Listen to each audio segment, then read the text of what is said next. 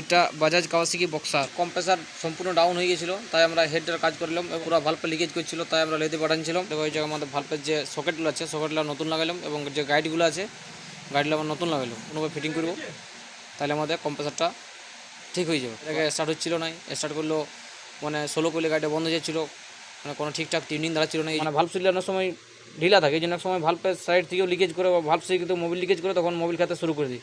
তো আমরা যখন ভাল্ব মানে সিলে লাগাবো, হালকা রেসিপন দিব এবং